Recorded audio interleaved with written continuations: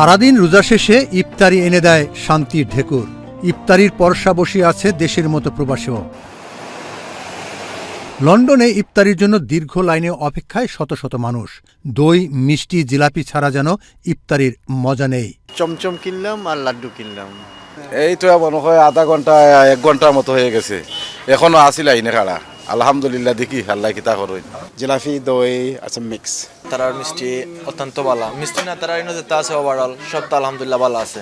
দীর্ঘ লাইনের জন্য দোকানের সার্ভিসকে দায়ী করেন কাস্টমাররা। তবে দোকানের মালিকের পক্ষ থেকে বলা হয়, আমাদের সাধ্যমতো আমরা চেষ্টা করে যাচ্ছি।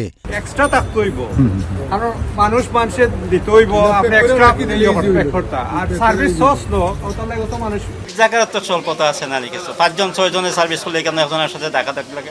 খুবই ভালো হইতেছে ভাই, সকাল থেকে সারাদিন কাস্টমার।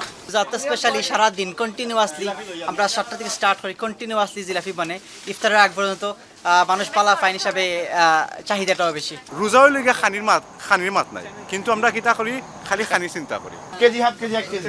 নতুন ফ্রেশ জিলাপির চাহিদা সবচেয়ে বেশি। জিলাপি খুব ভালো হয়, আমার ছোট মেয়েটাও জিলাপি ভালো পায়। আমার মেয়ে খাবে রসমলাই, এই জন্য রসমলাই খুব বেশি বিজি, লাইন করতে হয়েছে, অসম্ভব লাইন। অন্যান্য বছরের তুলনায় এবার বেশি ইফতারি বিক্রি হতে আনন্দিত দোকানের মালিকরা। We are doing a lot of sales, especially when it's a Sunday, because of the extensive amount of items that we have here. এটার কারণে স্পেশাল আইটেমগুলো আছে, তারপরে নতুন নতুন আমরা আইটেমস লাগাইছি লাস্ট ইয়ার থেকে। আমরা মোটামুটি ভালো সার্ভিস দিতেছি, আমাদের জিনিসগুলো ফ্রেশ, জিলাপি ফ্রেশ, মিষ্টি, রসমালাই, দই, এভরিথিং ফ্রেশ। হোয়াইট চ্যাপেলে ইফতারির আয়োজন এক ভিন্ন রকম, মনে হবে না প্রবাসী আছেন।